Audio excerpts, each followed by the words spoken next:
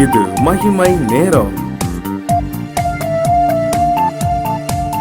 கர்த்தரும் இரட்சகருமாகிய இயேசு கிறிஸ்துவின் ஈடிணையற்ற நாமத்தினாலே உங்களை நான் வாழ்த்துகிறேன். இந்த மகிமை நேர நிகழ்ச்சியின் மூலமாக தேவனுடைய வார்த்தைகளை கேட்பதற்கும் தியானிப்பதற்கும் வந்திருக்கிற ஒவ்வொருவரையும் இயேசு கிறிஸ்துவின் நாமத்தினாலே வாழ்த்துகிறேன்.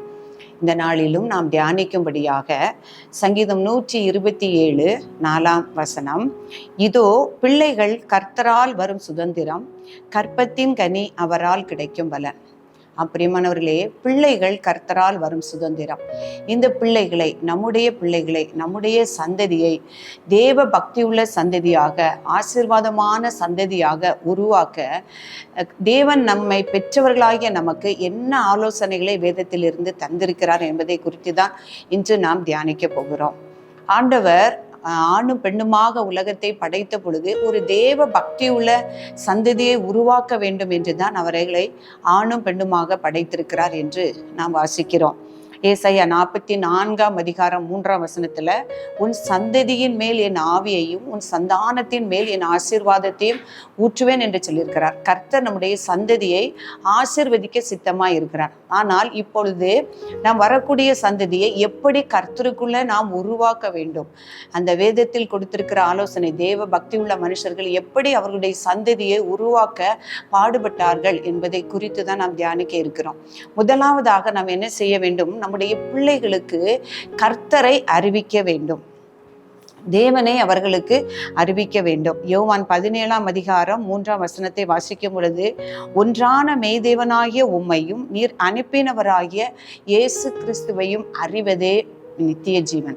அப்போ நம்மை உண்டாக்கின, நம்ம இதுவரைக்கும் பாதுகாத்து வருகிற, நமக்கு நித்திய ஜீவனை கொடுக்கிற கர்த்தராகிய தேவனையும் இயேசு கிறிஸ்துவையும் அறிவதே நித்திய ஜீவன். இந்த நித்திய ஜீவனை, இந்த கர்த்தரை அறிகிற அறிவை நம்முடைய பிள்ளைகளுக்கு நாம் கொடுக்க வேண்டும்.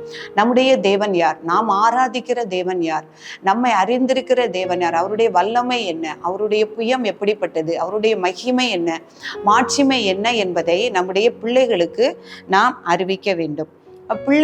நம்முடைய பிள்ளைகள் தேவனை அறிய வேண்டும் என்றால் முதலில் நாம் அவரை அறிந்திருக்க வேண்டும். ஏசாயா தீர்க்கதரிசி சொல்லுகிறாரு, இதோ நானும் கர்த்தர் எனக்கு கொடுத்த பிள்ளைகளும், நானும் அறிந்திருக்கிறேன் கர்த்தர் எனக்கு கொடுத்த பிள்ளைகளும் சீயோன் பர்வதத்தில் வாசமாயிருக்கிற சேனைகளுடைய கர்த்தருக்கு அடையாளங்களாகவும் அற்புதங்களாகவும் இருக்கிறோம் என்று சொல்லுகிறார்.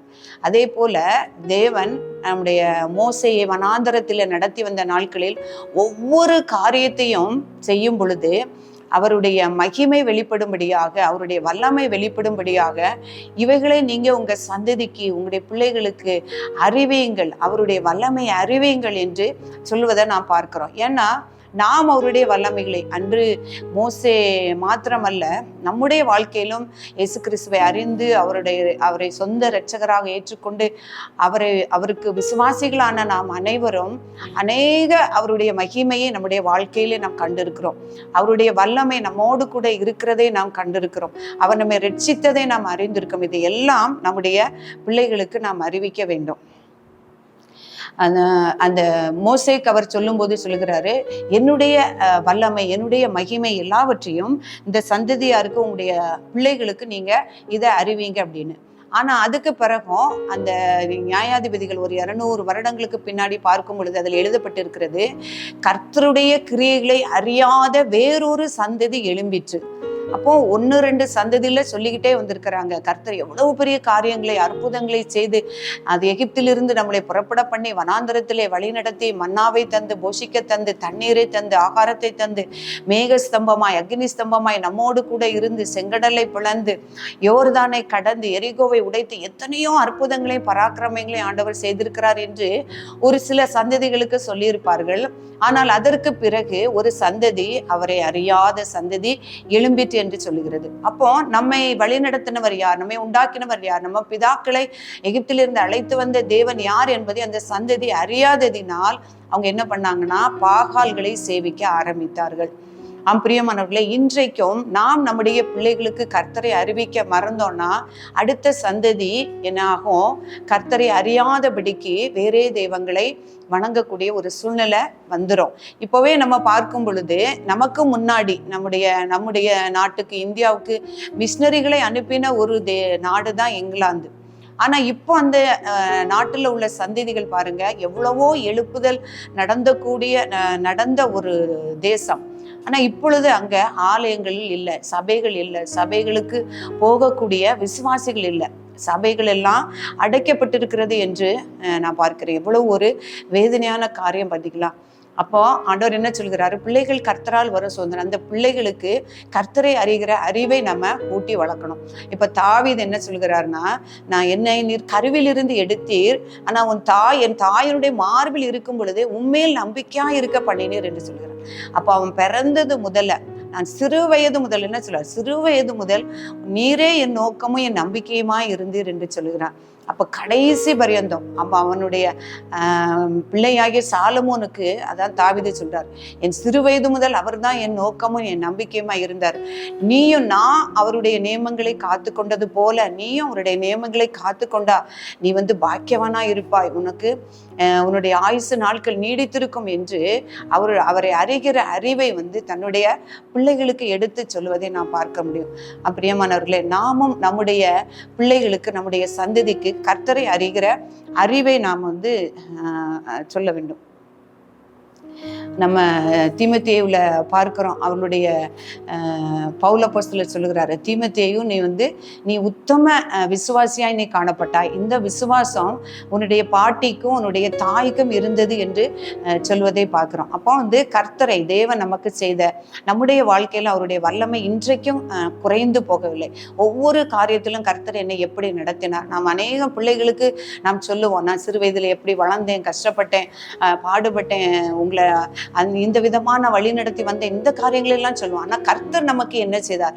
கர்த்தர் நம்மை எப்படி தெரிந்து கொண்டார், எப்படி அழைத்திருக்கிறார், நாம் அவரை எப்படி கனப்படுத்த வேண்டும், அவருடைய வல்லமை என்ன, மகிமை என்ன என்பதை ஒவ்வொரு நாளும் நாம் என்ன செய்ய வேண்டும்னா பிள்ளைகளுக்கு நாம் சொல்லுகிறவர்களாக நாம் காணப்பட வேண்டும். அடுத்தது பவுல் அப்போஸ்தலர் என்ன சொல்றாருன்னா, தன்னுடைய அதாவது விசுவாசிகளான பிள்ளைகளுக்கு உள்ளாக கிறிஸ்துவுக்குள் அவர்களை வளர்ப்பதற்காக நான் கற்பர வேதனைப்படுகிறேன் என்று சொல்கிறார். அப்போ இந்த பிள்ளைகளை நான் கிறிஸ்துவுக்குள் வளர்க்கணும் அப்படின்னா, கிறிஸ்துவை அவர்களுக்குள் உருவாக்க வேண்டும் அப்படின்னா, கிறிஸ்துவனுடைய சுவாபங்கள் அவர்களுக்குள் காணப்படும்படியாய் அவர்களை நான் வளர்க்க வேண்டும்னா கொஞ்சம் நம்ம என்ன செய்யணும்னா சிரமப்பட தான் வேணும். அந்த பிள்ளைகளை கிறிஸ்துவுக்குள் உருவாவதற்காக நான் கற்ப வேதனை படுகிறேன் அப்படின்னு பவுல் அப்போஸ்தலர் சொல்லதை பார்க்கிறோம். நம்முடைய சந்ததியை நம்ம கர்த்தரை குறித்து அறிவிக்காம நம்ம விட்டுட்டோம் அப்படின்னு சொன்னா அந்த சந்ததி தடமாறி போகிறதுக்கும் வழி இருக்கு. நம்ம நினைக்கலாம், நம்ம தான் ஆலயத்துக்கு அழைத்து செல்றோம், ஆலயத்துல பிரசங்கங்களை கேட்குறாங்க, சண்டே கிளாஸ் அட்டன் பண்றாங்க, அதுல தேவ வசனம் போதிக்கப்படுது, மனப்பாட வசனம் படிக்கிறாங்க, இது போதும் என்று நம்ம நினைக்க கூடாது. ஒவ்வொரு நாளும் அந்த பிள்ளைகளுக்கு கர்த்தரை குறித்த அறிவை நாம் அறிவிச்சுட்டே இருக்கணும். அப்பதான் அந்த பிள்ளைகள் என்ன பண்ணுவாங்க, முதிர் வயதிலும் அதை விடாமல் இருப்பாங்க. உபாகமம் 4ஆம் அதிகாரம் 10ஆம் வசனத்துல சொல்லியிருக்கு, நீ கண்கள் கண்ட காரியம். ஏன்னா அந்த வனாந்திர யாத்திரையிலே அந்த இஸ்ரவேல் ஜனங்கள் கர்த்தருடைய வல்லமையையும் மகிமையும் அதிகமாக கண்டார்கள். அவர் செய்த அதிசயங்கள், அற்புதங்கள் எல்லாவற்றையும் நீங்க கண்டாங்க. நீ கண்ட காரியங்கள் எல்லாவற்றையும் நீ உன் இருதயத்துல வைத்து அது உன் முடிவு பரியந்தம் அது உன்னை விட்டு நீங்காதிருந்து உன் பிள்ளைகளுக்கு அதை நீ அறிவிக்க கடவா என்று சொல்கிறார். அதே போல ஆசாப் தன்னுடைய சங்கீதத்துல எழுதியிருக்கிறாரு, அவர் யாக்கோபிலே சாட்சியையும் ஏற்படுத்தி இஸ்ரவேலிலே வேதத்தை ஸ்தாபித்து அவைகளை தங்கள் பிள்ளைகளுக்கு அறிவிக்கும்படி தம்முடைய பிதாக்களுக்கு கட்டளையிட்டார் என்று சொல்கிறார். அப்ப இதெல்லாம் நீங்க அறிவிக்கணும் அப்படின்னு சொல்றது நம்ம மேல விழுந்த கடமை, கர்த்தர் நமக்கு கொடுத்த கட்டளையா இருக்கிறது. அதை உணர்ந்து நம்முடைய பிள்ளைகளுக்கும் பிள்ளைகளின் பிள்ளைகளுக்கும் கர்த்தரை குறித்த அறிவை நாம் அறிவிக்க நாம் பெற்றோர்களாகிய நாம் கடன்பட்டிருக்கிறோம். அப்படி செய்யும் பொழுதுதான் அந்த நம்முடைய பிள்ளைகளின் மேல், நம்முடைய சந்ததியின் மேல் ஆவியும் நம்முடைய சந்தானத்தின் மேல் கர்த்தர் ஆசீர்வாதத்தை ஊற்றுவார். நாம் ஜெபிப்போமா?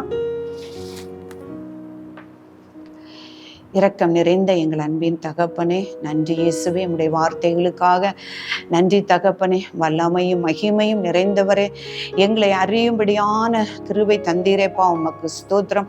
நீர் எங்களை அழைத்து எங்களை தெரிந்து கொண்டு எங்களை பிரித்தெடுத்து கர்த்தரை அறிகிறதே நித்திய ஜீவன் என்பதை அறிந்து கொள்ள உதவி செய்தீரேப்பா. நாங்களும் என்னுடைய பிள்ளைகளும் அப்பா ஸ்தோத்திரம் அப்பா, உம்மை அறிந்து உம்மை கனப்படுத்தவும் மகிமைப்படுத்தவும் உமக்கே ஆராதனைகளை செலுத்தவும் எங்களை ஒவ்வொருவருக்கும் கிருபை செய்யும்படியாய் நாங்கள் ஜெபிக்கிறேன். அதற்குண்டான ஞானத்தையும் பலத்தையும் புத்தியையும் ஆண்டவரே ஒவ்வொரு பிள்ளைகளுக்கும் தந்து நீர் ஆசீர்வதித்து வழி நடத்தும்படியாய் ஜெபிக்கிறேன். உமக்கே மகிமை செலுத்துகிறேன். இயேசு கிறிஸ்துவின் நாமத்திலே ஜெபிக்கிறேன் நல்ல பிதாவே, ஆமென்.